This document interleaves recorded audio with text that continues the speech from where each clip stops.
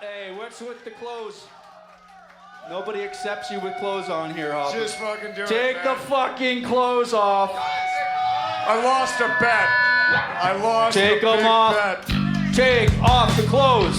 Take off the clothes. Yes, he's sucking that in. Is that enough? No! Hopper's the panty model Don't be a for LaFleur. life. Apparently I have some pretty nice panties for sale. There we go! I just found another dollar.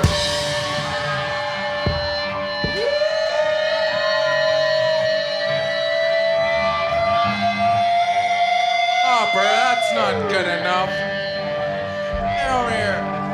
Look at This is a song for our southern neighbors. Here's a trip Let's down do this memory fucking lane. stupid song. The album that got me into punk rock.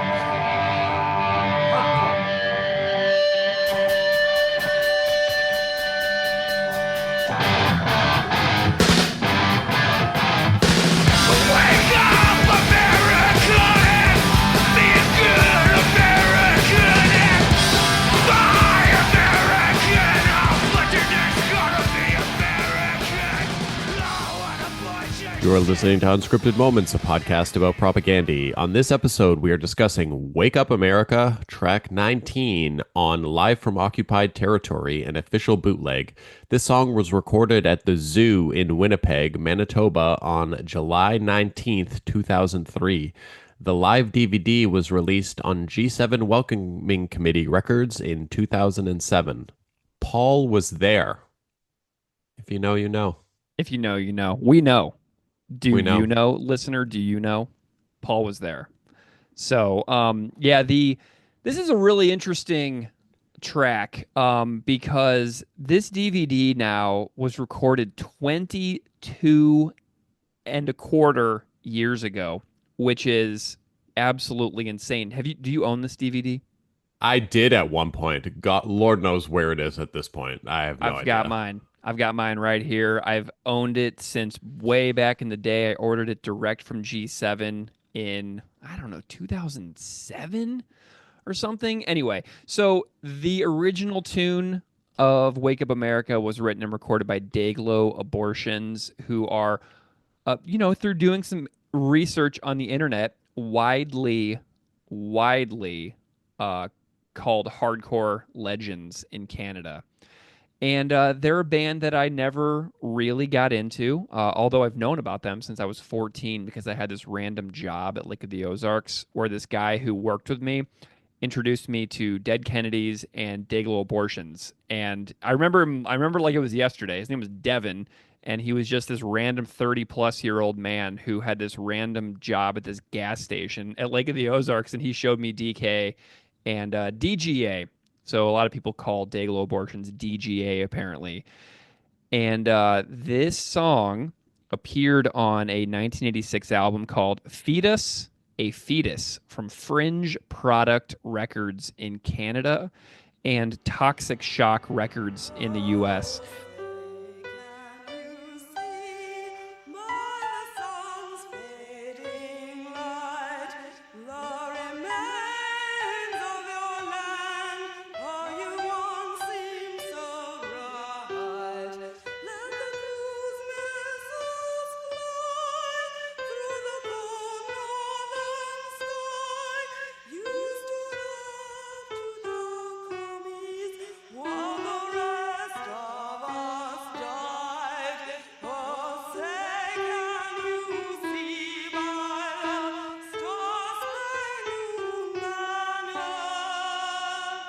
This is not a test.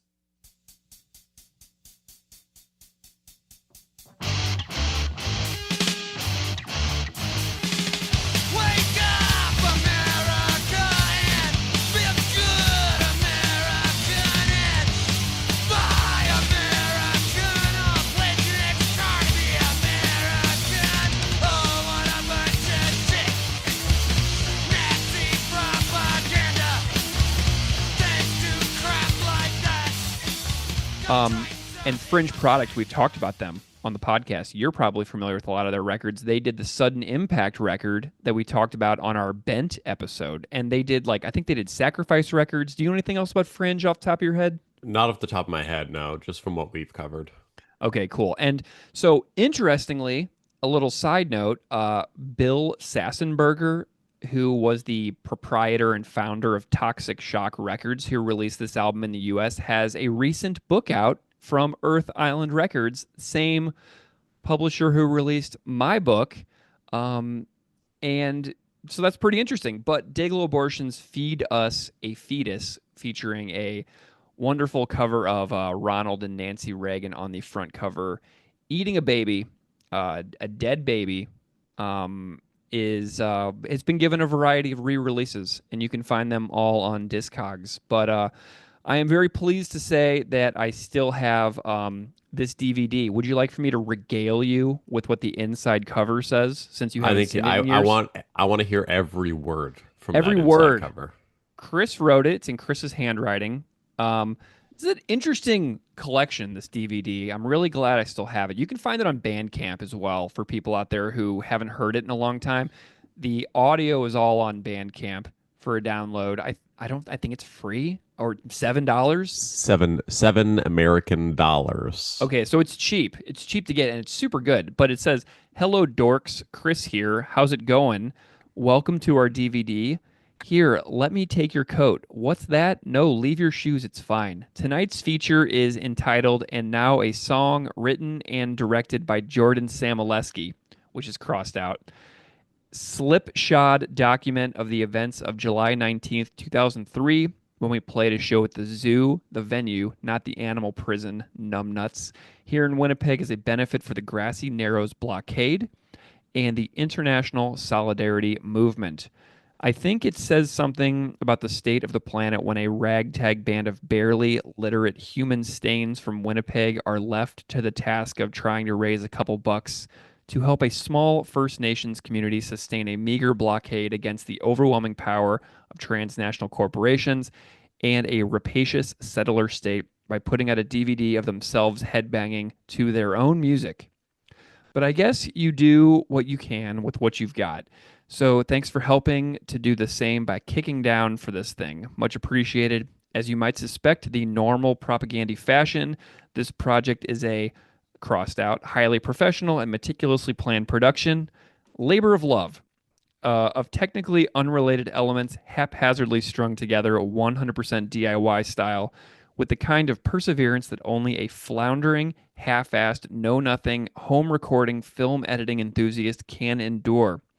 We hope you enjoyed the fruits of this maddening labor, a ludicrously edited 62 minutes of recklessly handy-cammed songs, riddled with the requisite cartoonish blunders and bewildering non-sequitorial banter that we've come to know and love over the past 16 years of incomprehensibly precipitous live engagements. We especially hope you'll check out these supplemental features on here. They give proper context to the whole project and offer information and analysis you won't be seeing on CNN anytime soon. Special thanks to Suit Jolly and David Sohn for making this happen. So check it out and spread the word, dogs. Live long and prosper. So that is what it says on the inside cover for anybody who cannot read it because they don't own this DVD, and I don't know how easy it is to get. I haven't checked in some time, but who knows? Maybe the band still has copies of the DVD for sale somewhere. When I was going through the DVD yesterday, like the audio of it, it really highlighted just how much propaganda shows have changed over the years. In How that so? they are not nearly as chaotic as they used to be. No. I mean, just And look at all those words. You know what I mean? All the things that they just said. Like, Chris barely talks on stage anymore, you know? yeah, it's crazy. Like there was so much more of a just like maybe it's a Winnipeg thing versus seeing them on the road, but like it was very much a like you get the vibe that it's just like a large group of just buds just being dumb. And like Yeah. every time I've seen them, like it's been more or less serious. Yeah. Yeah. And there is kind of a different sensation when you see the band in Winnipeg versus when you see them in other cities. Like the three shows that I've seen them play in Winnipeg had a decidedly different feel to the shows out of town.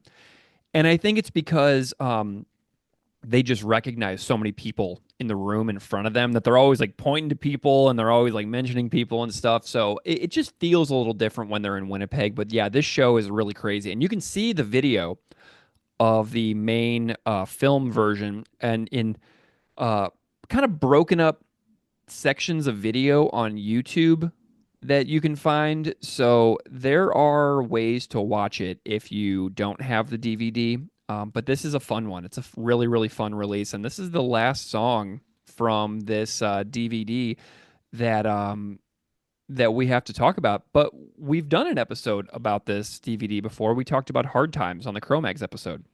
What an episode that was. Like That was a top great one. 3 episode ever. I mean, Paris Mayhew coming in, just dropping truth bombs, man. Like, wow. What an honor. On a side note, I'm reading the Harley Flanagan book now. Yeah. Oh my God. Like so first of all, I know this is a bit of a tangent, but Oh, it's fine. so like Harley has his book. John has like 4 books now at this point, right? So many. But like the Harley book is so long. Like I loaded it on my Kobo and it said it was a 17-hour read. And I'm like, Oh my God. like, who is writing a book that long about themselves for one? And like there's virtually no copy editing or anything in it. There's spelling mistakes and grammar errors everywhere in the book. Yeah. I mean, I am sure that there are errors in my book, which, you know, so I have a little bit of sympathy for that. But basically what I feel like Harley probably did is he probably just turned on a recording device and just started talking. And it just then had transcribed, yeah. and then had AI probably transcribe it. When did the book come out? Oh God. I genuinely, let me look it up really quick right now. I kind of feel like what he did is he probably just narrated the entire thing and then had the audio transcribed and then just did a pass through it to like fix some stuff, and that was probably about it. 2016. Oh, maybe not. Maybe, but who knows? Maybe it was who knows how they did it back then. But yeah, yikes! I have no plans to read that. Just so you know. So I've appreciated your updates. I'm trying to now find out when the John Joseph book came out because it's very pertinent to what I'm about to say next.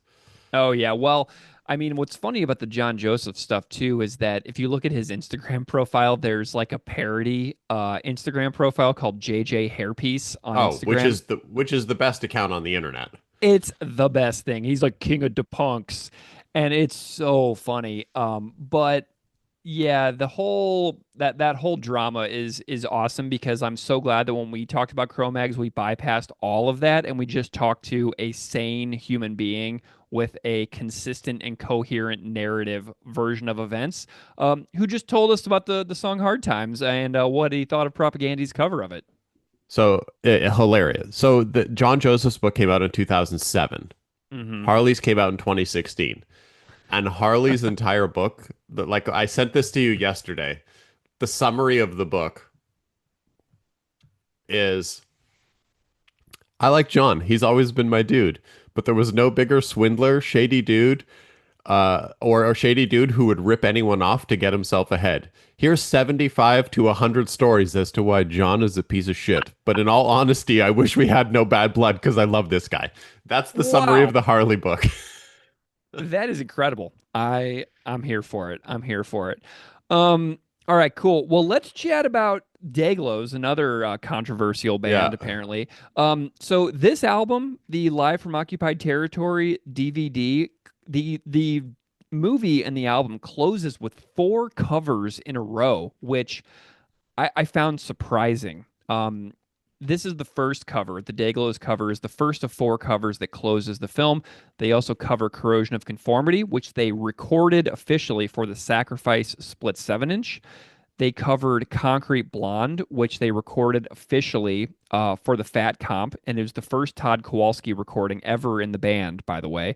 There are two versions. Chris posted an alternative version of the Concrete Blonde cover on his Patreon where they go way faster, like that typical Fat Wreck beat. And then the Cro-Mags, which they officially recorded for the AK Press benefit compilation. So this Wake Up America seems to be the only of the four covers that are on this DVD that never got an official recording, which I found to be interesting. Because they were probably like, no one wants to hear it.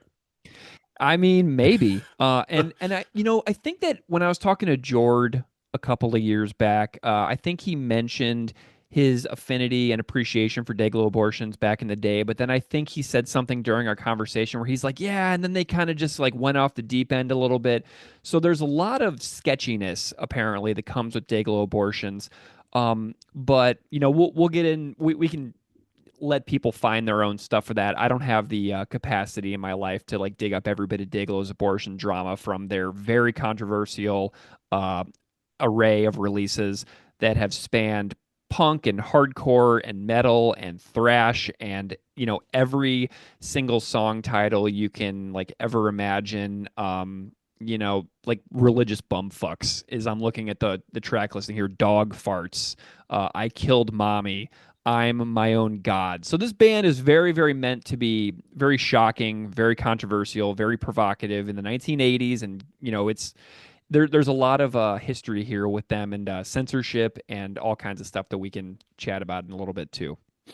I actually just right now texted Zoe's dad Oh yeah, because I guarantee you Zoe's dad has played many shows with Dayglo Abortions back in the early 80s. yeah. So let me know if he replies too, because Yeah, I think he's Wednesday, so he might. I think he might be working, but I texted him. We'll see if he replies. This is Cool. like a live thing that's happening on the show. On the fly. I love it. So the DVD has a couple of bonus things, which is cool as well, which they mentioned in the thing that I read. There's an 80-minute documentary about the Israeli-Palestinian conflict called Peace, Propaganda, and the Promised Land, as well as a 54-minute documentary called As Long as the Rivers Flow about the Grassy Narrows blockade. And the DVD also contains Derek Hogue and Chris Hanna doing an audio commentary track over the recording in the bonus features.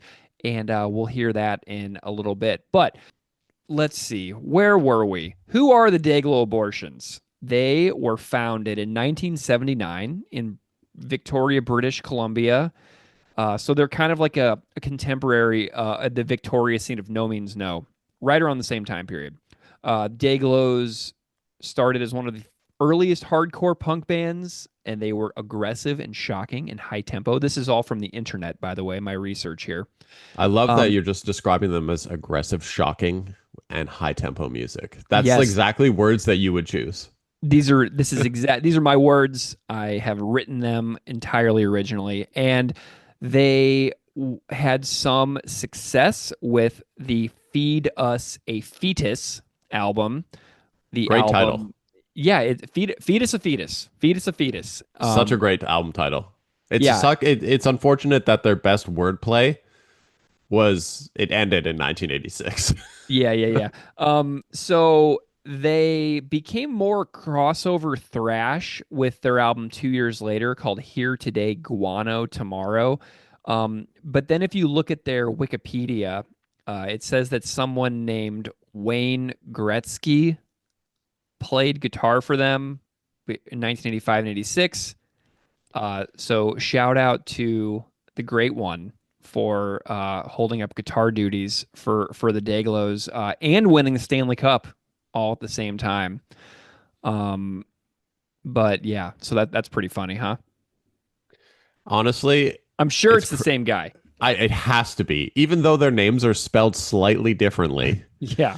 In that the hockey player Wayne Gretzky is ZKY, and the one that played in Dayglo Abortions is SKY. Mm-hmm. And I'm wondering if that was an on purpose change of the spelling, or if they just legitimately did not know how to actually spell Gretzky. Yeah. So something really interesting about this band's history that they are most well known for is an obscenity lawsuit that was filed against the band and the release of 1990's Two Dogs Fucking. So frontman Murray the Cretin Acton quit. Cretin. Well, I think it's pronounced Cretin or Cretin. I've heard it pronounced in videos differently. Oh, okay. So we'll see if people out there will know if it's Cretin or Cretin, because I feel I like could be wrong. I literally have no idea. Yeah, how is the British pronunciation of the word? Cretin. I have no idea. That was the Okay, worst well, we'll British. see. Surely we have someone. We have people in Discord that are from the UK. They can chime in and tell Yeah, us how so- how offensive my impression there was. Yeah, so Murray was replaced by a guy named Jimbo, Gymbo, and then so Jimbo was in the band for a while. Murray returned in 1999 with the album Death Race 2000, and he shared vocal duties with Jimbo until Jimbo departed in 2008. So as of 2010, Murray Acton is the only original member remaining. But they have put out recently released material. 2021's Hate Speech and 2023 EP Upside Down World. But in 1988, there was this lawsuit against them for obscenity, where some cop in Ontario heard Napanee. What is it? Napanee, Ontario, Oh, yeah. which So is this- right by where Zoe's mom lives. Oh, yeah. So this cop dad saw his teenage daughter listening to Here Today, Guano Tomorrow. And there was this huge thing against the record labels, against the band, like lawsuits and stuff. And there is a full 3-something minute news story about the obscenity lawsuit. And so I found a video on YouTube. And so I was just going to play the entire 3+ minutes of audio from the Dayglo's obscenity lawsuit. You want to Do hear it. it? Yep. All right, here we go. Listen to it. A punk rock band called Dayglo Abortions has had several hundred of its record albums seized by police at an Ottawa record store. The band's Toronto record manufacturer is charged with distributing obscene material, the first time the charge has been used against a record company. The case began 4 months ago when a father in the Ottawa suburb of Nepean, who is also a policeman, heard the Dayglo Abortions album playing on his daughter's stereo. Despite the Ontario charges, the record is still available in Vancouver. And we should warn you that the material in our story on the group contains material that may not be suitable for younger or more sensitive viewers.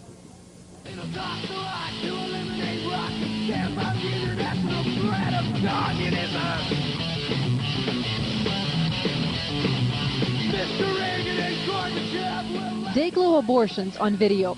They're a Victoria punk band with shocking lyrics and modest sales that have never had this kind of attention before. Ontario police have seized 2 records, deeming them obscene. On the back cover, the rodent has been shot. The titles have 4-letter words, "We can't show you," and the songs are full of descriptions of bodily functions that many people will find offensive. A father in Nepean, Ontario did. When his teenage daughter brought the record home, he decided it went too far. He's a police officer, and a 4-month investigation began. Not the type of record that I would go out and buy. It bothers me that it's available simply in a record store. Well, my feelings on obscenity are, I have a 3-year-old son, and personally I find a lot of what he watches on TV really bothers me. That's why a lot of my lyrics came from the original ideas were founded in a TV show or a TV commercial. I think just about everything that happens in our world and the way that our entire society seems to feel that it's like they have a holier-than-thou attitude and they have to parade around the world showing everybody else the error of their ways. I try not to take sides in my music. I just portray the stories from a neutral point of view, even if they are a little narrow and one-sided.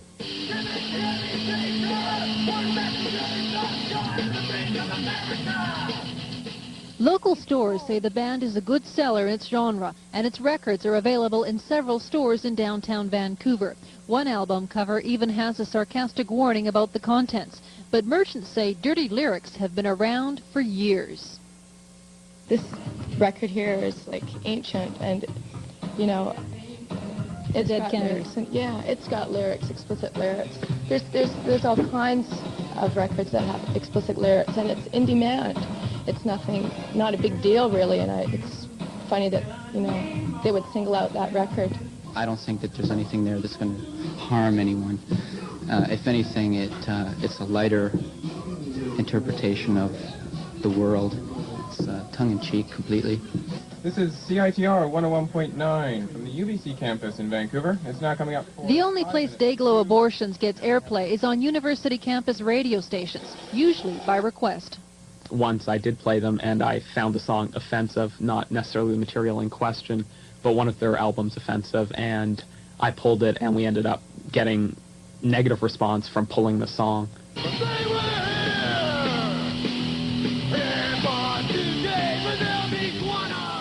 As for the charges, Dayglo Abortions says the police did them a favor. Record sales are expected to climb.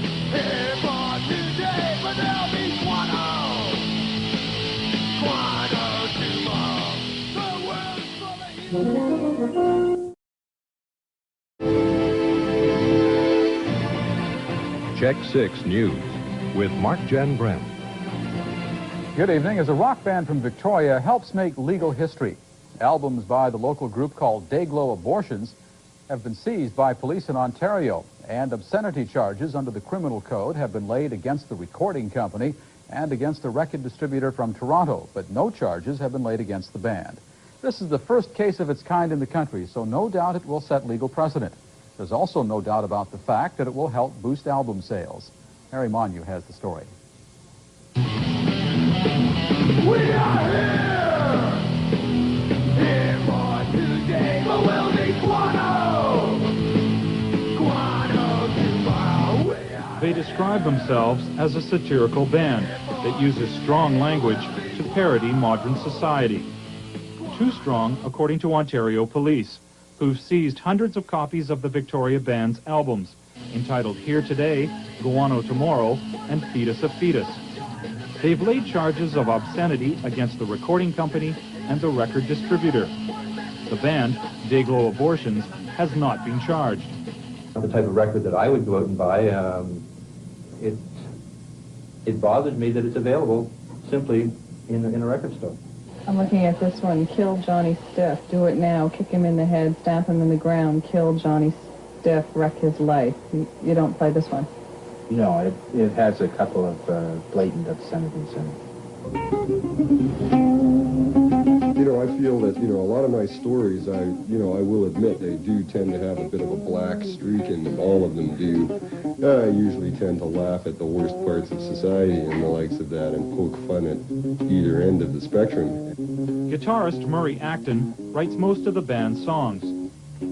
I suppose obscenities occur all the time, and obscenity is something that is defined by the laws, not something that's defined by a person's morals, really, and they seem to be rewriting the laws daily, and I guess maybe they're possibly a little vague on what's obscene. I think people being brutally murdered on TV is reasonably obscene. I don't really understand how to take it,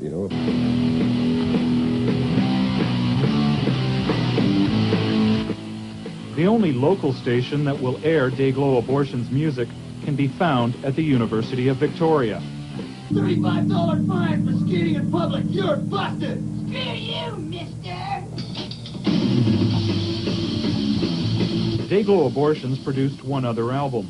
It was financed by a backer who was looking for a tax write-off. He asked the band to make an album that was sure not to sell. The idea backfired, and as they say in showbiz, the rest is history. Oh, geez, I'm willing to take a stand, really, when it gets down to it. I'm, quote, quote, an artist, possibly, but some people would disagree with that. And, I think I should be able to say, paint, sing, draw, paint myself blue and run naked out of the hills in the name of art if I want to, really. It's just an expression. And sure, don't let your kids come and watch me. That's your own right. But I'm not going to hurt them. All right, so there's that. Very, very funny that the cop dad was complaining. Honestly, how cool is his daughter? Very cool. Yeah. 1988, you don't have the internet to access stuff. You don't have, for her to have purchased that record, she had to go out of her way to get a copy of that record in 1988. Yeah, yeah. And so there was it was a big deal. That's what this band is kind of most well known for at this point is that lawsuit. Um, but yeah, you can research more about it. And that's all I really have on that. But we do have a guest for this episode. Shocking. Well, funny you should say that because it's Bill Sassenberger from Toxic Shock Records. Oh my God, is it? Yes, who released the freaking Dayglo's record in the United States. So Bill Sassenberger's here, as I mentioned earlier. He has a book out called Toxic Shock Records: Assassin of Mediocrity from Earth Island Books, the same publisher that released my Propaganda Interviews collection. So let's hear my chat with Bill Sassenberger from Toxic Shock Records. Enjoy.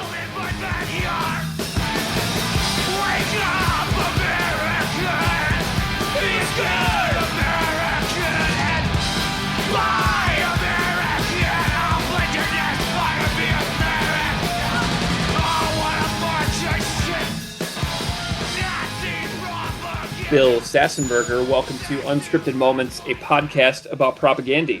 Yeah, thanks for having me, Greg. Bill, I'm wondering if we can just start by having you introduce yourself a little bit to the listeners out there so they know a little bit about who you are and what you do and what you have done. Well, I started a record store that in California, Pomona, California to be exact, back in 1980. And about 3 years later, we started a record label, and we did a few things in pretty brief succession there. Some local bands, a compilation that included a Canadian band, Red Tide, Barricaded Suspects, that came out in '83. And we also did a Red Tide 7-inch, which is one of the members of Dayglo Abortions under the name of Wayne Gretzky. That's actually Chris Prudhomme from Red Tide. So anyway, and we did the Red Tide, and then shortly after that, Corrosion of Conformity, Raw Power, and then along comes Dayglo Abortions. We did their Fetus of Fetus album. Awesome. Well, it's so I know you had the record store in Pomona. When did the label start? Was it pretty close after that? Yeah, it was 3 years after we got the store going. It was 1983 was the first, and we started out pretty economically. We just did a 7-inch compilation with 4 local bands on it. And then from there, we started doing more ambitious projects with full-length albums and compilations and numbers of 7 inches. And many, many years later, of course, CDs and whatnot. But in the early days, it was just vinyl 7 inches and 12-inch albums. What was the lifespan of the store and the label? Okay, well, the store lasted from 80 to 2014. Okay. And there was actually 5 locations in Pomona, 1 location in New Orleans, which operated at the same time as as where you're running Pomona. So we had 2 at the same time in 2 different cities at one point. And then I moved back to Pomona and on to Tucson, where I stuck here the longest. I've been here like 23, 25 years, I lost count. And the store ended up in Tucson after that long stretch. Cool. What about the label? So the label starts in 83-ish. 83, yeah, it was most active, I'd say, through most active years are probably 84. Then we kind of had a resurgence like late 80s when like the grunge thing was kind of new. We did like Skin Yard, we did Hullabaloo, then we also did Sloppy Seconds. All this at the same time. 88 to 89 was a really super active period for the record label. Nice. Then we continued beyond that. We did some local stuff from Tucson, did a Tucson compilation, a couple of Tucson bands, The Fells and Feast Upon Cactus Thorns. And then mid 90s, it kind of wound down a little bit. I did one other CD project with Raw Power, who were touring that year. And then it kind of was dormant for a while. 2008, I think we did a couple of reissues, like maybe the Screams from the Gutter, brought that back with After Your Brain by Raw Power. And 2010, I did a reissue of my band, Peace Corps. We did a 12-inch version of a collection of the various things we had put out. And that's been the last release I can think of. We did a reissue last year of the very first 12-inch we put out, which was the Barricaded Suspects album. We just figured, since the book was coming out, it would be a nice companion piece to take with me on the road when I was selling the book. I'd have the album of the early days, for people who are interested in that. It was out of print for 40 years, so I figured, well, why not bring that one back? So that one we did a small batch of 400 just last year. Awesome. Well, you mentioned the book, and this is something that I think that listeners will really get a kick out of, is that everybody who listens to this podcast knows that I compiled my interviews with the band Propagandy into a book collection that I released with Earth Island Books in the UK. And as I was looking through the other released books, I came across your book, and you've actually been super helpful. I randomly DM'd you a couple times to help with some book tour event ideas and advice, and you were very gracious with me. But it's so funny that when I started researching Dayglo Abortions, Fetus a Fetus, and their song Wake Up America, which Propagandy covered, yeah, I put two and two together, and I was like, oh my God, the guy who did the book on Earth Island also released this Dayglo's album. And so that was a big moment for me, realizing that you and I were on the same publisher, and you had done this album that now Propagandy was covering, that we were talking about on the podcast. And I thought this was a perfect opportunity for you and I to really connect. Yeah, I'm glad you did. I remember doing the same thing, looking through the other authors on Earth Island and just seeing what else was out there. You know, of course, the book from the UK subs. Yeah. That was a big one. And I looked a little deeper and I saw Propagandy. Oh, I remember those guys. They were pretty great. And this is an interesting concept. It's more of a thing dissecting their whole body of work and not so much the typical take on it. So, yeah. Well, now Earth you get to be a Island, part of it. We have that in common. So, yeah, we're and yeah, I'm glad that you're also getting out in the road, because that's pretty much what it takes. I mean, I'm finding the publisher, as nice as they are and generous they are, we really have to promote our own stuff to really get it out there. So, yeah. They're as helpful as they possibly can be from super far away in the UK. So, but I know you did a self-released run of the book, right? Didn't Earth Island? Yeah, I paid the first batch I did in 2024, and I paid for the whole thing myself, of a friend up in Phoenix that did a fanzine. He never had really done a book before. But we put our heads together and we tried to knock it out.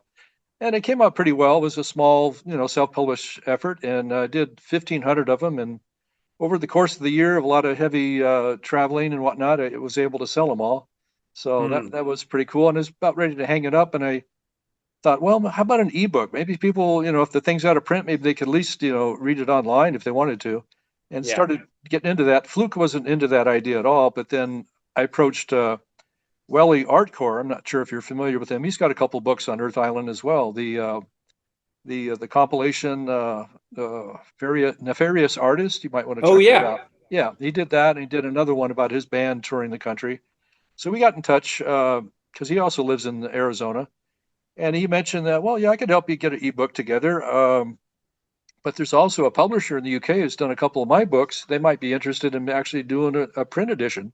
And he also, had the same feedback from my book of things were pretty cool, but a lot of the graphics were really tiny and stuff, and the photos are really small. He says, I could fix that. Some of these photos are like the size of a postage stamp. They're great photos. You really should have them so you can see them better. And I could help you redesign the book and get it, full pages where the graphics really pop out more, and make it, do justice to what you've tried to do here, make it look like a real, real well illustrated biography. So yeah, he knocked that out real quickly, and Earth Island was really happy with the results. And then from there, here we are. We've got a new edition out earlier this year, and the first city I took that to was actually in Canada. I took it to Montreal. Did a book signing up there at Sonic Records, and that was one of the more fun stops we had.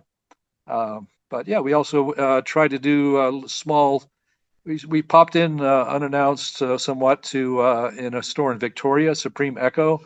I don't know if you've ever been out there, but he's also a record label / record store. So he does a lot of old reissues of Victorian bands mostly. And so I popped in his store. It's very tiny. I don't know what it is about Victoria. They got that miniature museum, but also this record store is the smallest thing I've ever seen. You walk into it and you're out of space. There's no other room to turn around. It's just a tiny little closet of a record store. So that was cool. And we traded some books because he did a book about the Victoria punk scene and whatnot. So got some books in there that way. Awesome. Well, let's chat a little bit about Dayglows. So you mentioned a little bit about some of the development of the label and some of the bands that you signed. I'm a huge Corrosion of Conformity fan, so it's awesome to see that you've done their stuff too. But tell me how you found Dayglo Abortions originally and Right. how that relationship developed. Well, I think because we were a pretty heavy distributor in the early days, before really launched the record label, the store became a distributor. So we were buying from other labels, like SST and Rough Trade and all this, and we were distributing stuff all over the country and world, really. We had a pretty big mail order operation, and we became a full-fledged distributor, just like some of the biggies. And one of the records I really fell in love with was the first Dayglo Abortions album. I don't know if your camera is going to be on this thing, but can you see this? No, your camera's not on. Oh, is it? Okay, what am I doing wrong here?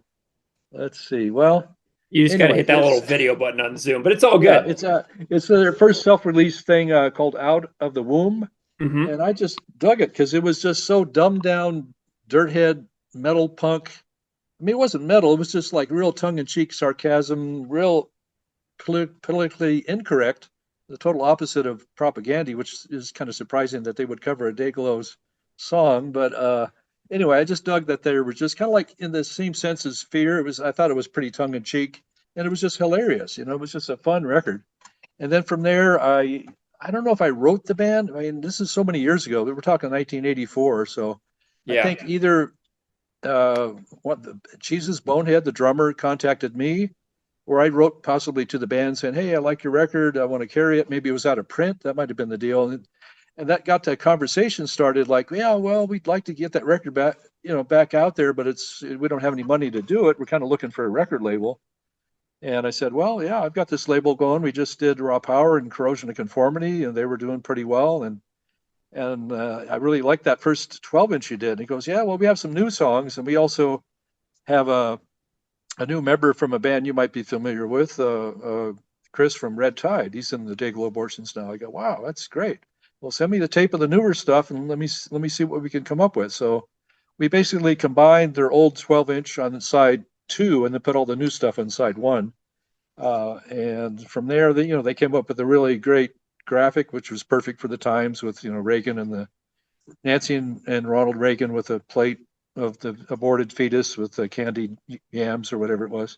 Yeah. So, and I think they were really pushing the limits to try to get some publicity through controversy because they were trying to really push the limits of censorship, I guess.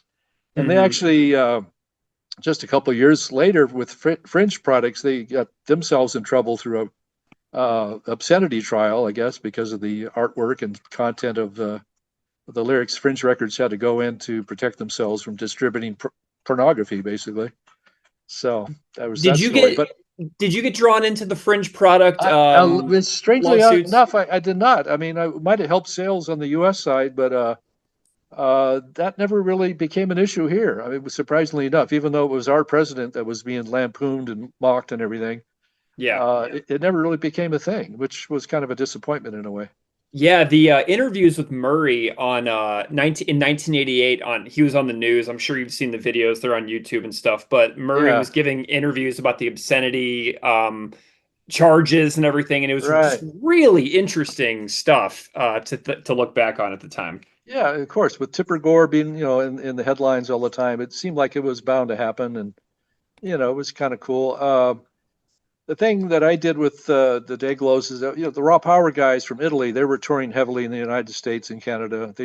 They'd seen more of both countries than I've ever seen, and probably you as well. But they were always on tour, and I figured, well, Dayglows would be a great band to co-headline a U.S. tour. So I put that together in 1986. So they toured together, and I was actually lucky enough to be able to tag along with them on a few shows. So I was able to see the Dayglows live, and that was a really great, fun experience. Nice. The episode that you're on for my podcast is about the song "Wake Up, America." I don't know when the last time you've listened to this record is, but I'm curious if you haven't. Yeah, I haven't played any Dayglows in years, and it's just the fact that you were interested in talking about this got me to spin the record again for the first time in maybe 20 years. And I just realized how fun and exciting it was. It was so stupid, but that made it so beautiful. It was, so I was just jumping around yesterday, just in pure joy from hearing it again. So it's been a while, but yeah, I realized this is why I like these guys. They're just hilarious, you know? Yeah, So it's such an interesting record too. And George from Propaganda on the live record, he actually says this is the album that got me into punk rock. He says it right into the microphone. And so whenever I think about my favorite band of all time, Propaganda, and like yeah, looking at their influences throughout the life of the podcast has been one of my favorite yeah, elements I of the bet. show. Yeah, Like what made them a band? Yeah, Sacrifice. Yeah, yeah, Sacrifice and Razor and Corrosion of Conformity and Voivod and Concrete Blonde and Dayglows. I mean, this is stuff uh, that has opened my eyes to a world of right. music that was just one generation before me, because I'm 41 and the guys in the band are about 55. And so Yeah, it's just one yeah, generation before me, seeing what right. made my favorite art come to Well, what's exist, cool to me as I'm a 70, I just turned 70 this year to see that their legacy is continuing on, even without them being a super active band. I mean, they do some touring, I guess, still, maybe with just one original member, but just the fact that the other generations and other bands have been influenced by them, and their whole thing legacy is continuing on through the years. It's pretty satisfying. Yeah, did Yeah. you remain a fan of Dayglows over the years? Because I know they had some I, lineup changes and Murray Yeah, left I, and I they kind of become more lost thrashy. interest after the Guano album. They Hmm. got really metal, and I mean, I like metal up to a degree, but I just kind of thought it was a little bit much. And I was moving on to different stuff. By the late '80s and stuff, I was more getting tired of the straight hardcore stuff, and especially the crossover metal tinged hardcore. I mean, I was into it sort of, but I was kind of looking at other stuff as well. So they were out of my radar at a certain point, like by the late '80s when I started trying to branch out with the Skin Yard and Jesus Chrysler and Sloppy Seconds. It was really kind of I lost touch. Yeah, and Yeah. the record deal was it was a 5-year record deal and it was expired and they moved on to some other I don't know how many other labels have put out the Fetus album at this point, but there's been quite a few and whatever. And I was just doing my own thing. Do you have any idea how many copies of Fetus you wound up selling in the big picture? Oh man, that's really hard to say because there were so many shipments done and so many distributors that went out of business that didn't pay for those records. So Yeah. what got out there was probably a lot more than I actually got. Ended up selling because they a lot of these bankrupt distributors didn't really help you in the financial end of things. But it was several thousand, I could tell you that. I mean, it was one of our better sellers. I mean, it wasn't as big as Corrosion, but it wasn't far behind that. It was maybe right after Screams from the Gutter by Rob Howard is probably maybe neck and neck with those guys for a while. Yeah, it was up there. What was your biggest seller ever? Do you know? I think the Raw Power Screams from the Gutter was, well, actually, I'll take that back. The Corrosion and Conformity, Eye for an Eye, probably did sell more than Raw Power, but they were closely behind it. Do you have Yeah. any relationships with the bands that you put out back in the 80s and stuff? Like, do you still talk to any of these people socially? Yes, I actually flew to Japan just to hang out with Raw Power again. Oh, They didn't know sweet. I was coming. They were touring Japan this summer, and I'd made, they've never really broken up. I mean, a lot of people they were like Italy's Black Flag, but except for the fact they just never broke up. They just kept going, different incarnations. There was the core members were still there. They replaced drummers and guitar players and whatnot over the years, but we remained friends. I mean, I toured with them a lot, doing like their merchandise in the '90s and early 2000s and stuff. We went to Mexico together. And here more recently, I wanted to go see them in Portugal, which didn't work out, and also wanted to go see them in Mexico City, which didn't work out. And I told them, hey, I'm going to be there, but I wasn't able to. It's just a long story, which will be in my upcoming book. I'm going to talk about some of that stuff. But Awesome. I knew they were touring Japan, and I figured, well, let me try to get to Japan and just show up and say, hey, can you get me on the guest list and see what happens? So luckily I was able to do it, and I surprised them, and it was really great because I hadn't seen them in probably at least 10 years or so at that point. Man. Yeah, so I definitely keep in touch with them. Keep in touch with Hullabaloo. We just did a co-book tour, another Earth Islands author with the book called Guitar Gonot. Mm-hmm. And he's also friends from, he was like Slug was a great storyteller and stuff. I always admired his stories on Facebook, and he finally put it all together in a book. And his big thing is like he was friends with Kurt Cobain, and he ended up getting his guitar, which he was able to sell for a large amount of money to get his family out of bankruptcy and stuff. So that was he's been a good friend that I've stayed in touch with. And then there's Jeff from the Hickoids from Texas. He's another character that he's the only surviving member of the original band, and the rest of them have passed on, and actually, passed. When I say passed on, I mean passed away. So he's the original guy, but he's got a new band together, which is better than ever. The band is still going strong, so I stay in touch with them as well. See them whenever I have an opportunity. So there are a handful of bands that I definitely stay in touch with to this day. Nice. I know before we started recording, you mentioned that you managed to see Propaganda back in the 90s when you were doing like the record store and stuff. Do you have any particular Right. memories of those shows of this band that I mostly talk about on the show? Yeah, well, Propaganda to me, I remember the 90s. Like, what was their first album? Was it the How to How to Clean? Was Clean It? that? Yeah. Yeah, that was I liked that record a lot. I mean, and it was like one of the few things on Fat Records that I really enjoyed. I wasn't a huge fan of NoFX and all the other, cookie cutter kind of pop punk bands and stuff, but Sure. Propaganda stuck out like, hey, this is different. This is cool. These guys are serious. I mean, they got a little tongue in cheek, but they're also not afraid to put their politics, up front. And they got good music. Their musicianship is, right up there. So they were like, to me, they were like one of my favorite Canadian bands at the time, right behind maybe No Means No. So Yeah. yeah, I was Awesome. really, really, really into No Means No by the 90s and on. They were one of the best live bands I've ever seen.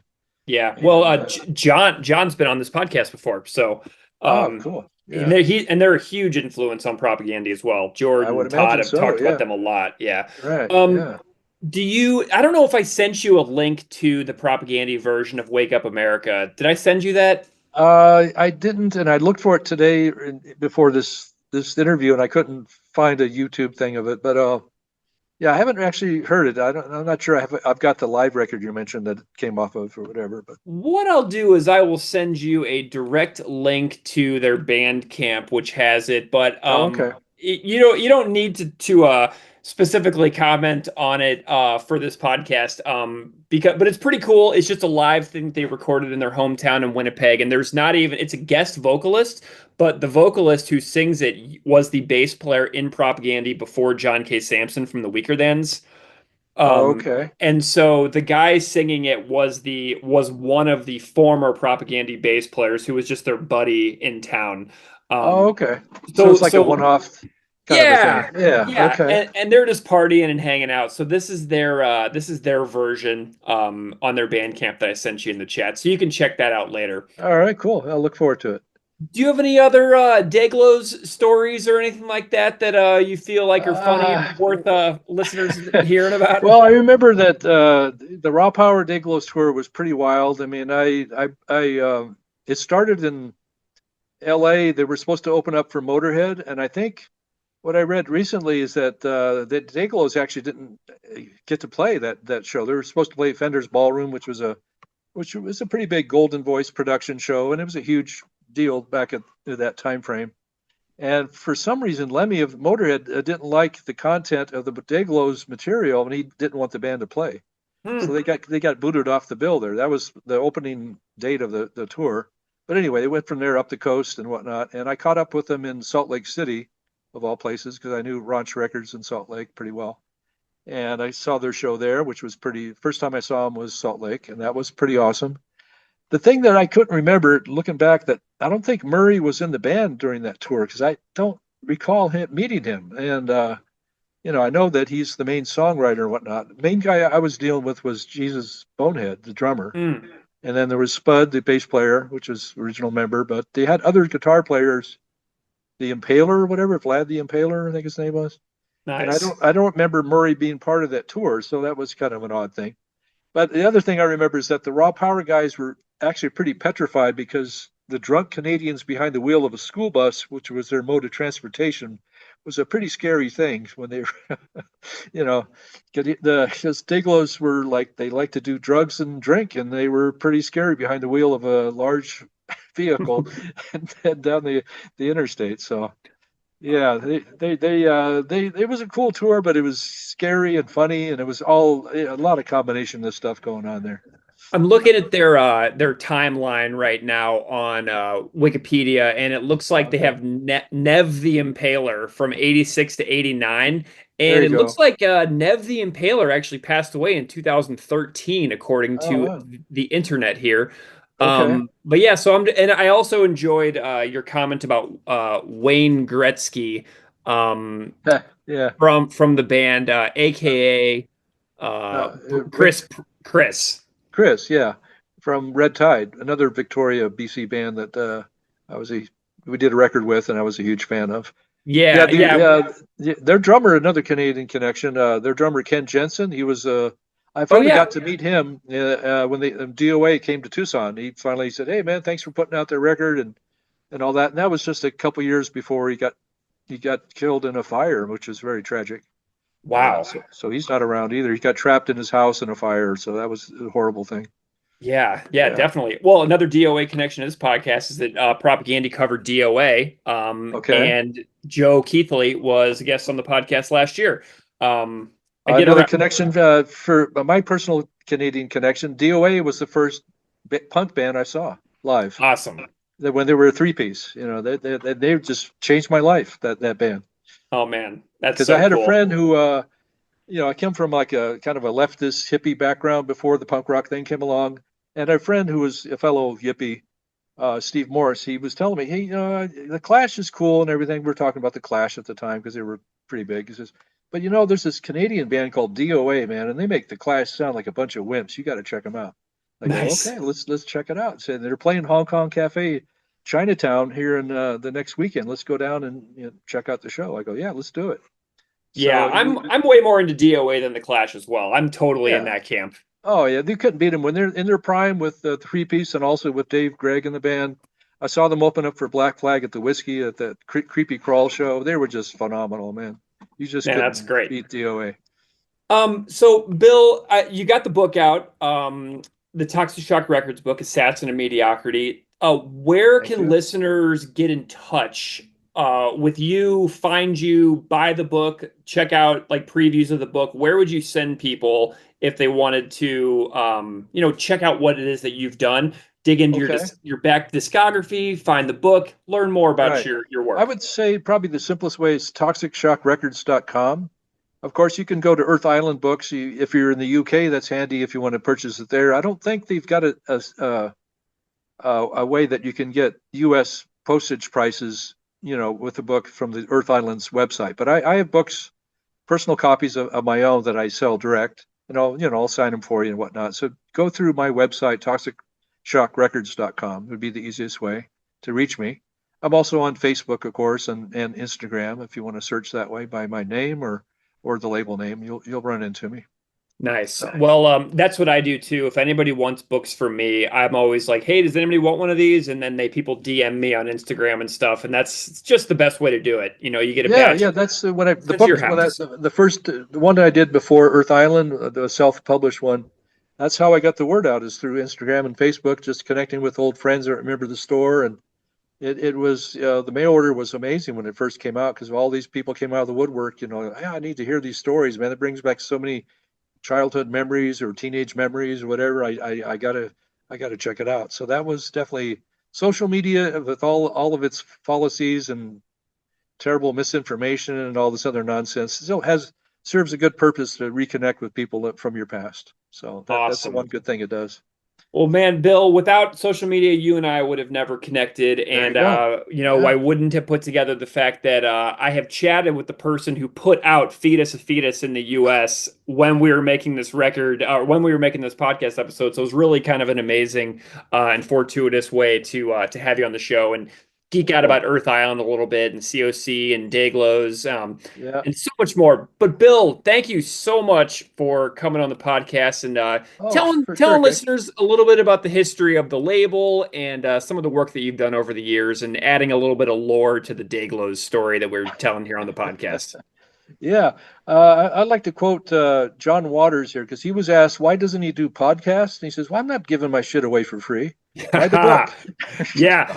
Well, that's why I don't even want you to dig into the rest of the book. I I want just people want to to give read you a it. teaser. If you want to really know more, I mean, there's some pretty in-depth stories of some dirt on Christian death for the goth people out there. There's Nice. a lot of raw power stories. It's just a real rollicking ride from the 80s, 90s up to 2014. So there's a lot of personal stuff in there, and it's also a lot of punk rock history and a lot of really great.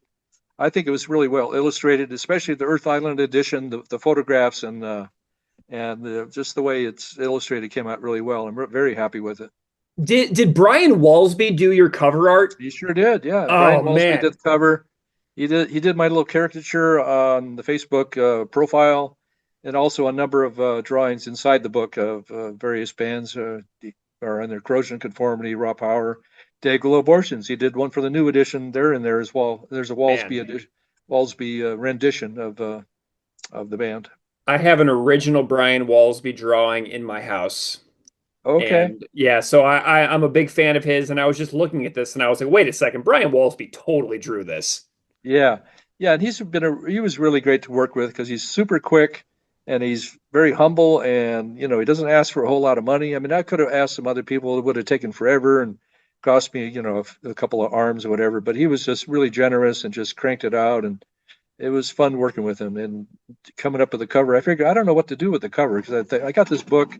I guess I should put the record store that people relate to or whatever on the cover. That'd be good. And he goes, well, that's fine and all that, but don't you want a picture of yourself on there? I go, well, not really, but I guess that makes sense. So let's go ahead and. So he came up with the drawing and the whole put the two together, and I think the cover came out pretty well. Oh man, Bill, that's so great. Well, Bill Sassenberger, thank you Yeah, so much. thank you. Toxic Shock Records, Assassin to Mediocrity, a story of love, loss, and loud music. Thanks for coming That's on the it. podcast and chatting with me, man. I really Yeah, appreciate your Greg, time. thanks so much for having me, and good luck with your book. I can't wait. Maybe we'll cross paths on one of our book tours one of these days. Can't wait. Let's do it.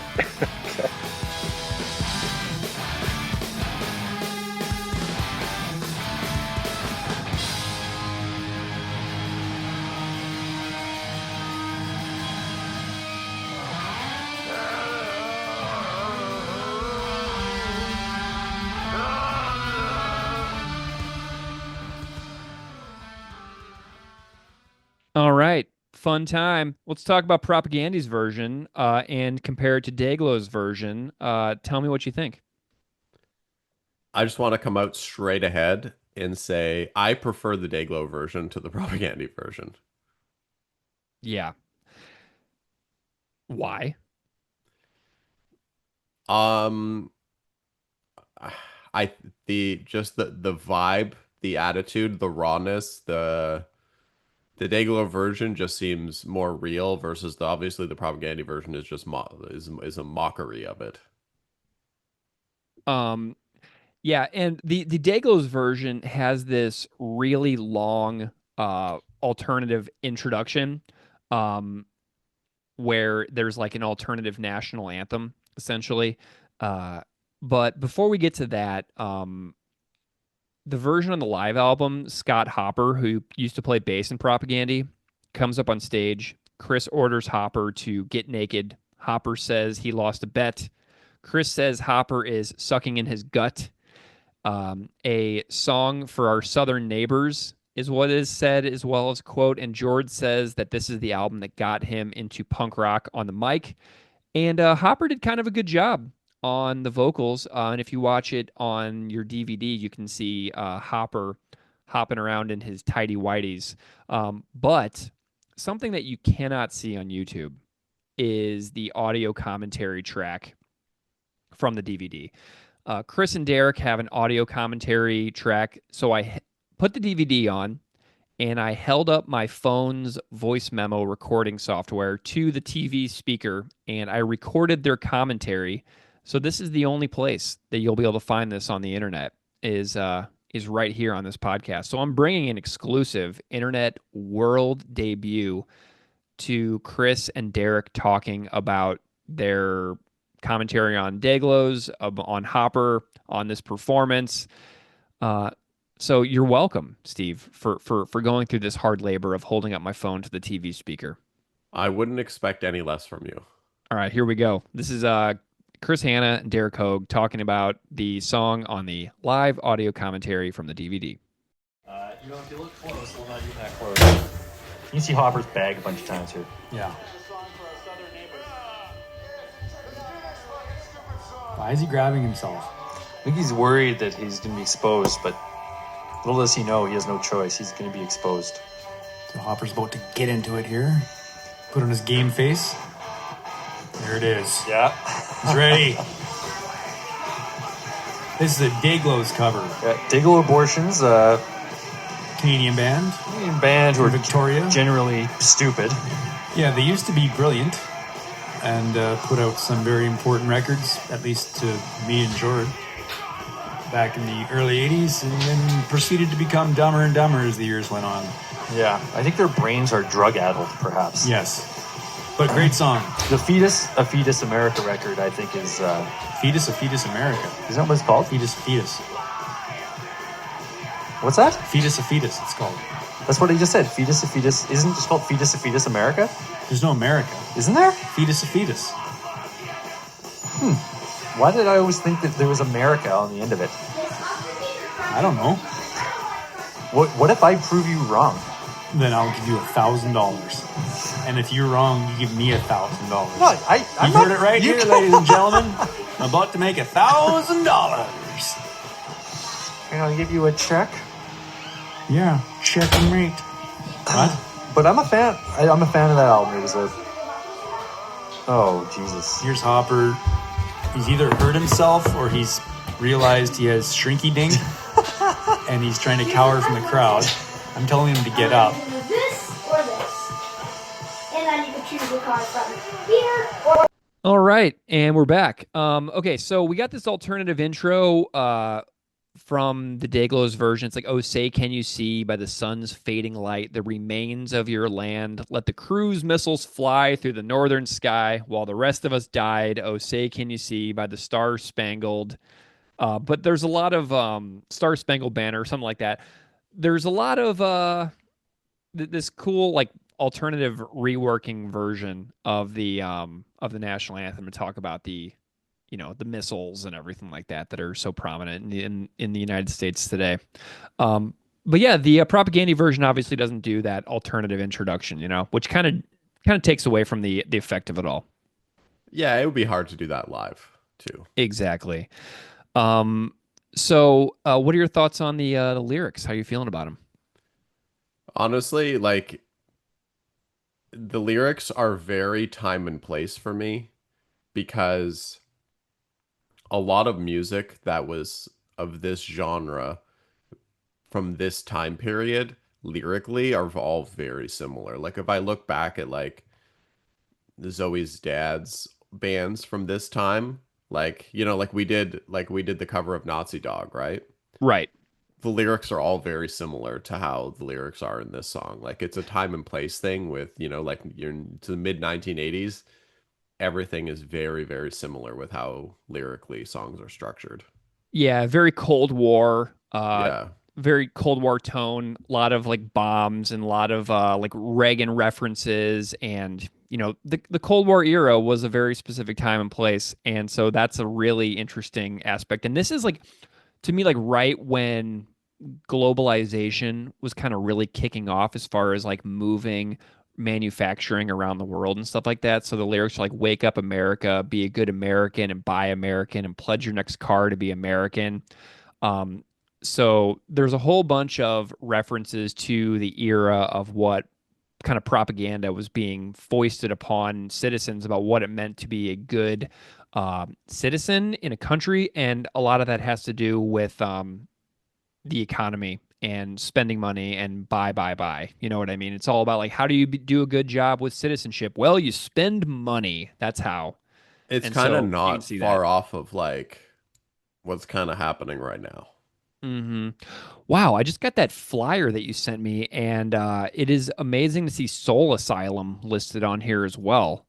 Yeah. So he actually said to me, He said, I went to the Soul Asylum show with Slow too. I sat on the front of the stage for the whole thing. It was the best show I've ever seen.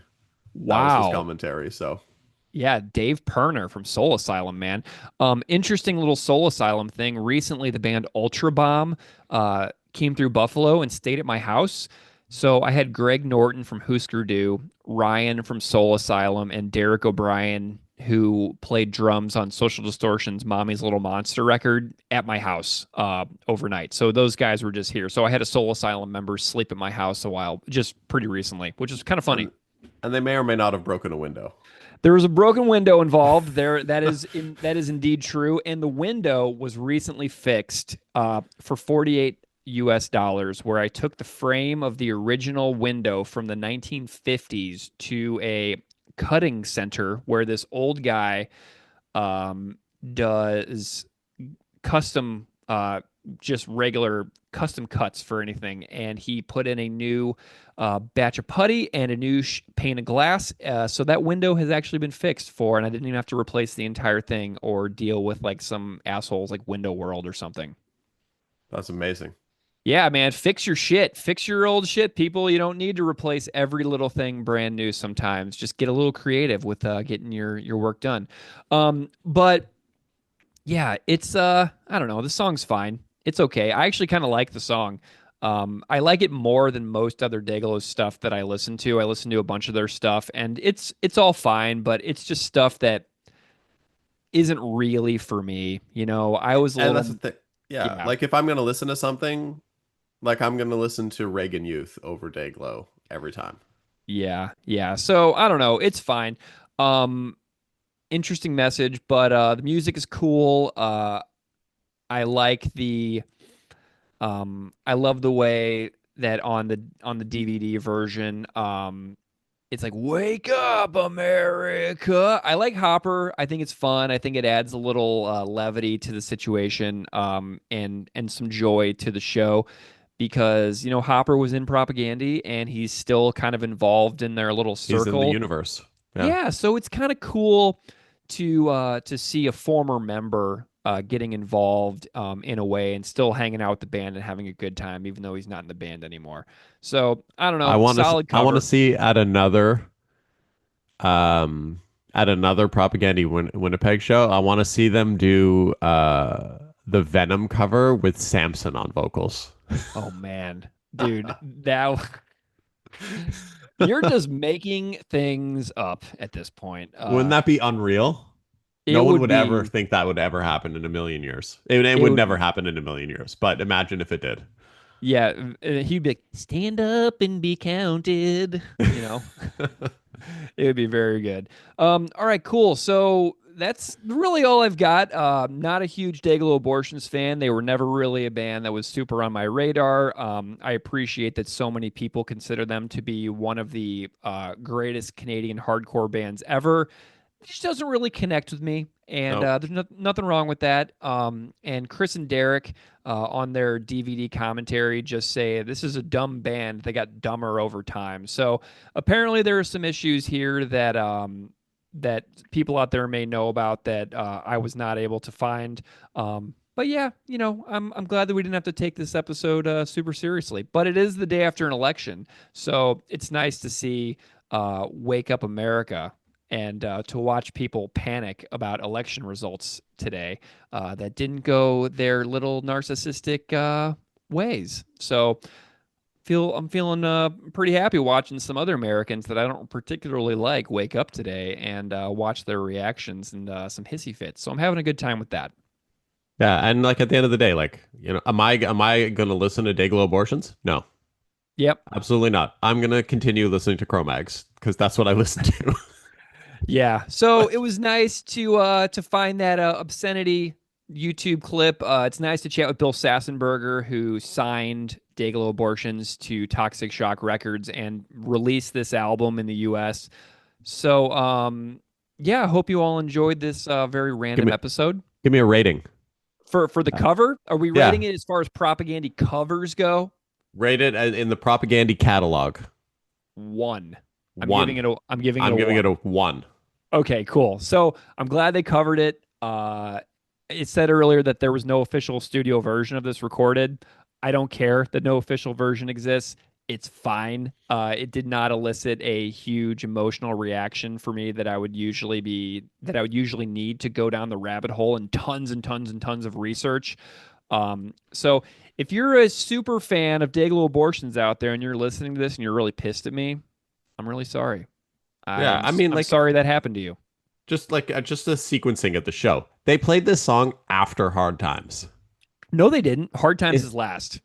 I thought this one was right after Hard Times. So 19 is Wake Up America, 20 is True, and 21 okay. is Hard Times. Okay, because I was like, Jesus, like you can't play this after Hard Times. Yeah. Wait a second. Where the hell is Technocracy?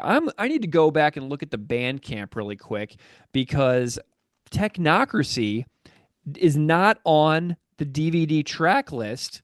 So let me just make sure that I am not completely. So Technocracy is after Hard Times on the live one on the digital one. Yeah. Okay, so Bandcamp has Technocracy, but the DVD does not have Technocracy. I bet sorry, there's a spacing issue. I made a mistake. It wasn't Hard Times. I was thinking they played Wake Up America after Purina Hall of Fame.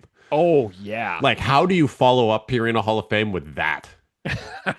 Well, they probably played Purina, did the stupid ass leave the stage thing, then came out and did covers. It doesn't even matter. Like, you play Purina Hall of Fame, you end, you leave, that's the mic you drop. never come back. Yeah, seriously. Like, don't even play another show. Like, you play, like, if Propaganda ever does their last show someday and they know it's their last show, you need to end the show on Purina Hall of Fame and never play another note of music ever again. Purina is the one that Propaganda should play last at their last show ever. I wholeheartedly agree. And the solo needs to be 5 extra minutes of them just George blasting away back there full speed ahead and Chris just going full Joe Rico on it. What a dream that would be. What a dream. I hope that we could be there. Yeah. And just like arms in the air, just like living our best life.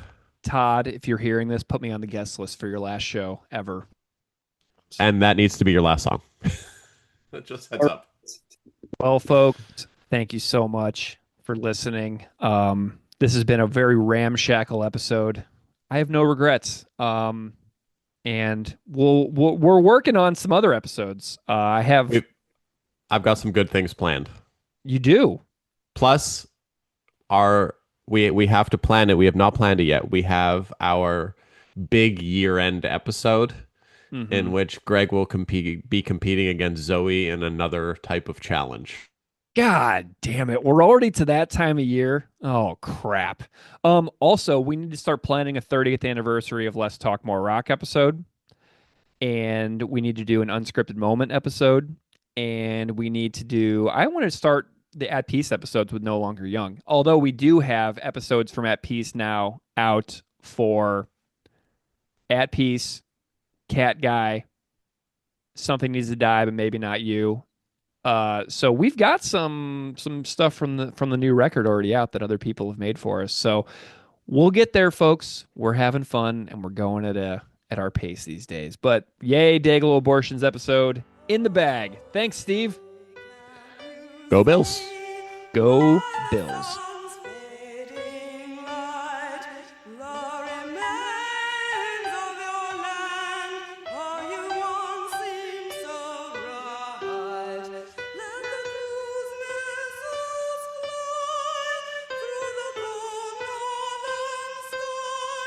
You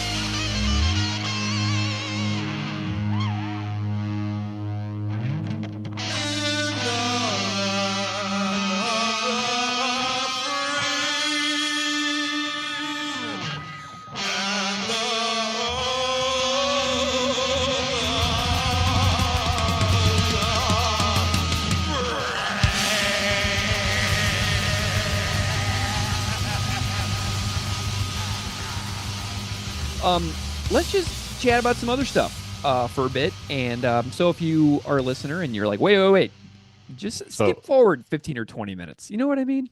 Prior to this, one very important thing that we're about to do, he actually just replied to me. Dude, what did he say? He said, yes, we opened for them at RPM once. It was hilarious. They wanted to go on first so they could get out of there and get back to the party or whatever they were doing. So we actually ended up headlining. It was a blast. One of our best shows. Ah, man, I love that. What year would that have been? Would that have been I just asked him which band of his it was and what year. Cool. Because there Yeah, there might be a poster for it in the TO hardcore book. Oh man. Okay, so if I go to Apple Music and I look up Dayglo Abortions records, they've got something out in 1981 called Out of the Womb, and then Feed Us a Fetus with the Reagans on the front cover. And then Here Today, Guano Tomorrow came out in 88. So Feed Us a Fetus and Here Today, Guano Tomorrow are the two most popular ones that I can tell in my new fandom and my new like listening. I'm not really a fan, but that's kind of what we got as far as history goes here. But let's chat about some other stuff. Yeah, I'll let you know if he replies to me about which band and what year it was. Yeah. So what is going on here, Steve? What do we need to catch up on? So first thing that we need to catch up on, our last episode we recorded together was like a month and a half ago. In flagrante delicto. Yeah. And since then, we've had he said it was with his band was East Los. So I think that was probably around, if I had to guess, 85, 86. Wow. So this is like right around Fetus a Fetus. Cool. Oh, and he has a flyer for the show that he's going to text me on his break at work. So I will send that to you and you can post the flyer. Sweet. Will do. I love that. That's awesome. But yeah, so the month and a half, we've had a lot of NFL season take place during our recording hiatus. Yeah. It's really it's so much has happened. So we just hit the trade deadline yesterday. The Bills made 0 moves, despite everybody in Bills Reddit being completely in shambles about having defensive tackle issues and wide receiver issues. But yes, it's been a very eventful season, a very weird season. And like so the Bills are currently at 6-2, I believe. Yeah. Right? And they started the year 4-0. Mm-hmm. Then they lost 2 back-to-back. And everyone went into meltdown mode.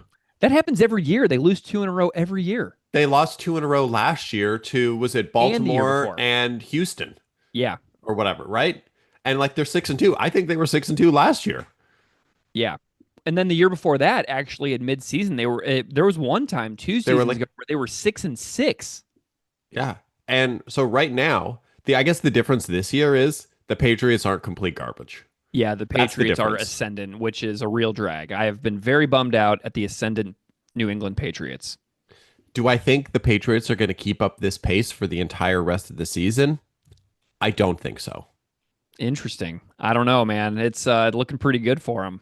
It's looking good, but at some point, their inexperience and their young quarterback, I think, is going to show, and they're going to drop maybe 2 more games this year.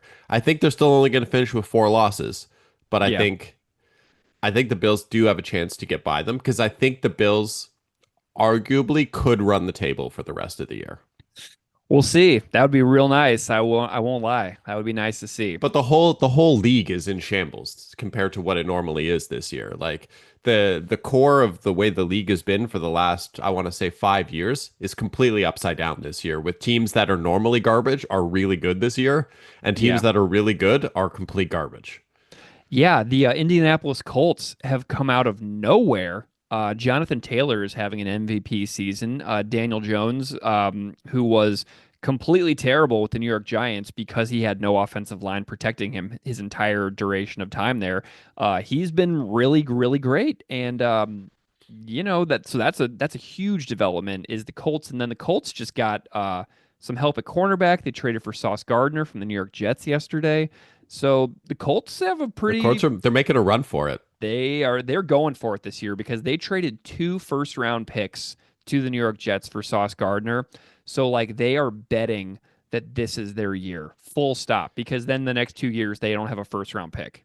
Given that they just got smoked by Aaron Rodgers and the Pittsburgh Yeah. Steelers. Yeah, and during that game, man, I tell you what, like I love watching quarterbacks' faces because their emotions are so visible. When Josh Allen is having a bad day, his face looks like he is ready to like commit suicide immediately. He's like, "Get me off this earth. I'm done. No more of this."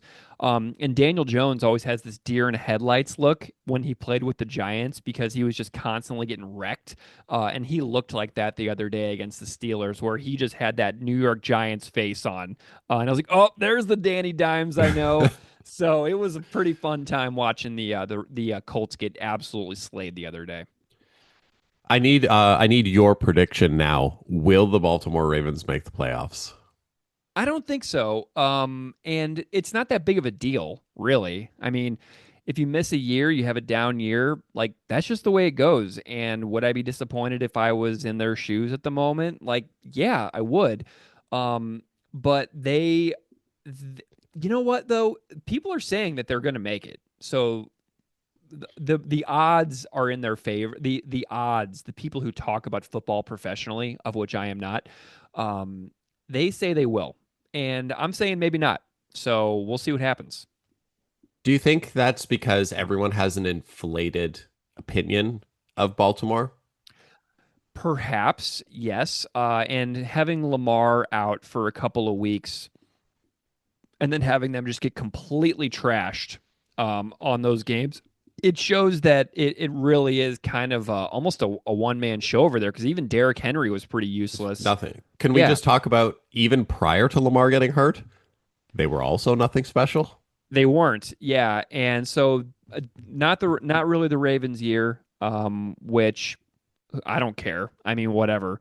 I'm sure that there will be a year where Josh Allen plays for the Bills where they have not a great time either, and I keep expecting it to happen because if I look at like the Bills roster and I look at the Ravens roster, I would think that the Ravens would be a little better, because they have that Derrick Henry thing. But yeah, James Cook and Josh Allen are kind of having a Lamar and Derrick Henry-esque season, if you think about it. I'm here for it. Yeah, I'm here yes. for it. It's been great to watch. Like last week's game against KC. Yeah. What a treat to watch that was. It was really great, and it was a little stressful. Patrina and Beecher were in the end zone at their seats when Prater hit the upright, and she texted me, she's like, "I'm about to barf." And I was like, "Yeah, this is pretty sickening because you give the Chiefs, who are essentially the Bills' kryptonite, enough time on the clock. I mean, you give them 13 seconds or more, and the Chiefs will get down the field." So honestly, we pulled it out pretty well, and obviously Josh had a kind of a career day, and set some records, but it could have gone either way for a few minutes there. I want to shout out the Bills' defense Mm-hmm. in that game. That was their best defensive game of the year. Yeah, it was amazing to see Max Hairston sticking like glue to Xavier Worthy, who's got that speed that he's so well known for. So Hairston being in there, huge. I'm With really all going the to miss injuries, Michael Hoyt. like, come on. Michael Hoyt was so disruptive in the game and a half that we had him, and I'm really going to miss him. But Bosa had a great game, despite people talking tons of trash about his decision on 4th and 17, where he had sort of a clear shot at Mahomes. But he, it was a trick. It was like a trick play. Like he got faked out. People are going to get people. It was designed to happen. What happened? Like you're not going to be perfect every time. Like people need to chill on that. Yeah. So Bosa had a weird moment, but overall, he has been an absolute beast, game changer for us, and I'm just so hopeful that he stays healthy for the rest of the year because we lost Hoyt and we lost Ed Oliver, so we're a little short on Taylor Rapp is gone too. Yeah, but Poyer's playing well, which is nice, and Cole Bishop was everywhere. Unreal. He was the MVP of that game. Yeah, Cole Bishop being absolutely everywhere. I'm okay with if we're sticking with Bishop and Poyer for the moment. but because like man, having Hairston in now splitting snaps with Trey at CB is like so helpful as well. Cole Bishop, if you're listening, well, obviously you are. Great game. Dude, somebody send the podcast to Cole Bishop, please. You know Cole Bishop needs to be a Propaganda fan. Come on. That's what's up. Yeah, I'm excited for the game this weekend. I'm enjoying the fact that the games now are not at 8:20 p.m. We've got some earlier games, so I don't have to stay up until like midnight every freaking game for a while. But we've got the Dolphins next, and we'll see what happens. I'm hoping it's an absolute clobber fest. And Greg and I are currently in an NFL pool together. And Greg is currently I'm in. like getting smoked. Greg is currently has a total of 73 points. I currently have a total of 87 points. And Patrina currently has a total of 88 points. Is she in first still? Patrina is still in first. She has been running the table the whole season. It's crazy. It's all vibes too. She's just been, like she's just got good one vibes ahead on of her me. picks. Last week, her and I had the exact same picks across the board. Wow. So I couldn't gain any ground on her. Oh, I love it. I'm rooting for her. I'm rooting for her to pull it out for the whole entire season because that would be like, she would be like the undefeated New England Patriots, like all the way to the end of the season. You know what I mean? Just holding in first place for the entire season. She's doing well. I got the flyer from Zoe's dad. Oh, text it over to me. I'm curious. Yeah, I absolutely will. And they spelled his band name wrong on the flyer too. Oh my God. That is amazing. Have you guys been to any shows lately? Yes. Really? Why? Oh, we went to see Monine. Oh yeah, that's right. You said it was great. It was unbelievable. That's it was awesome. so good. I was trying to estimate. I think this week was 2 weeks ago or whatever. I think it was my 27th time seeing Monine. That is awesome. And I've like since way back to like original Small Man tour, like, and they're just a ball of happiness. Man, that's great. And it was I hadn't seen them like on a proper headlining show in 15 years at least. And it was just so fun and so like smile on your face all night. It was just amazing. That's great. Is that the only one you've been to recently?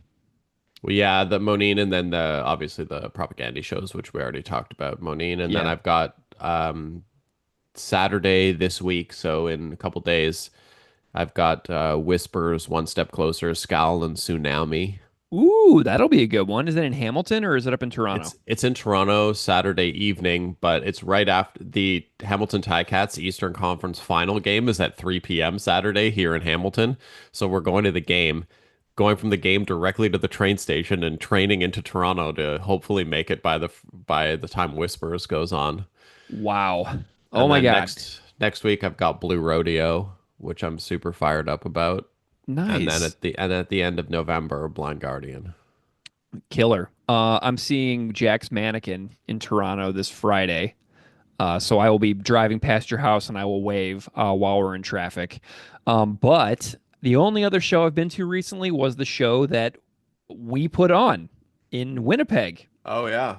Went to Winnipeg for a book release event at Public Domain in Winnipeg, and we had two musical acts. Mike Coop from the Bonaducci's, a Winnipeg institution, opened the show, and it was really great, and it was awesome to meet Mike. We've been chatting and just engaging on Instagram accounts for several years now, so it was awesome to collaborate with Mike.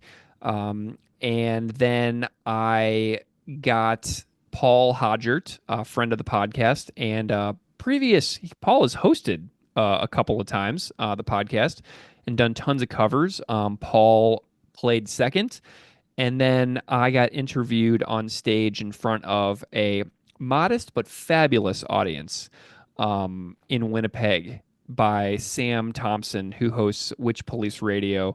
So we had a really good time. I saw Todd Kowalski for a little while up in Winnipeg, and had some fantastic Palestinian food at a restaurant in St. James in Winnipeg.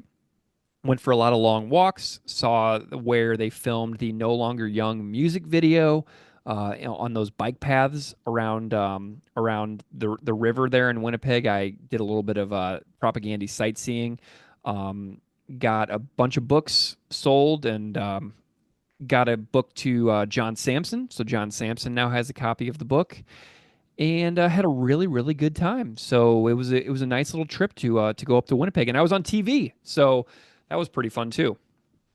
I'm gonna put you on the spot here. Yeah. Because you speak so highly of it. Say one bad thing about Winnipeg. The road surfaces are atrocious. Like I think driving that's just Canadian roads, though. All Canadian roads are bad. driving around in Winnipeg is like driving around on roads that have been shelled in a war, basically. So the roads are really really rough. And I know there's a lot of poverty and small scale crime in the town and stuff like that. And when I was talking to a couple of people and I was telling them where I was going, they were like, "Walk on this road instead of that road." So I had to modify my routes for walking around a little bit so that I didn't go into some areas where I could have been a target for something unpleasant, which is nice because I don't know what I don't know. But yeah, there's a lot I don't know about Winnipeg, and but the infrastructure is quite bad. Interesting. Speaking of the roads in Winnipeg, what do you think they would be like for cycling? Terrible, Not right? fun. Yeah, not fun. But I did meet JP Peters as well. John Paul Peters from Private Ear Recording came to the show, and we got to meet. And JP's been on the podcast a bunch of times because he's recorded Propaganda since 2012. So it was really nice to meet him in person. And he is a cyclist. So if I were ever to be able to ride in Winnipeg, I would have a good guide for where to go and where not to go as far as good road surfaces go. Well, that's great. Have you done any cycling lately? Or I have are you not. past your cutoff for the year? I'm an indoor cyclist at the moment on the stationary bike, and I've been running outdoors a lot. So I'm still getting a lot of exercise, but yeah, I have not been riding outdoors, and I'm actually going to switch my tires this off season to run from tubes to tubeless tires. So I'm going to transfer the style of tire that I'm running on my road bike before next season. Interesting. Yep. So I've got I'm gonna be moving into the future because tubeless is the way people go now, and it's just easier for flat prevention and stuff like that. So I'm switching over. Interesting.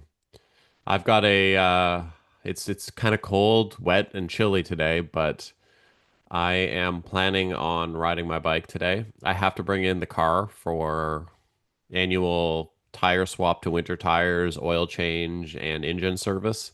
Mhm. So I'm driving the car with my bike on the back of it to the garage. I go Yeah. to take it to a garage in Burlington, and I'm going to bike home. Yeah, that's the way, man. That's absolutely the way. I It's love going to be taking. freezing and wet, Yeah, but it's only you'll make it. 22 kilometers, so You it's got it. nothing. That's nothing. 15 And miles or so, you're good to go. and then tomorrow I will bike to go pick it up, and then I will remove the hitch from the car because that's probably my last time I'm going to be transporting the bike to ride this for the winter. Yeah, and then put your rack away Yeah. so that it doesn't like get a bunch of salt from the plows and road clearing and stuff Exactly. like that all over it all winter. And then you'll have a nice clean hitch rack whenever you get home. So yeah, that's great. Yeah, no, I'm fired up about it. It'll be good. All right. Have you had anything else go on lately?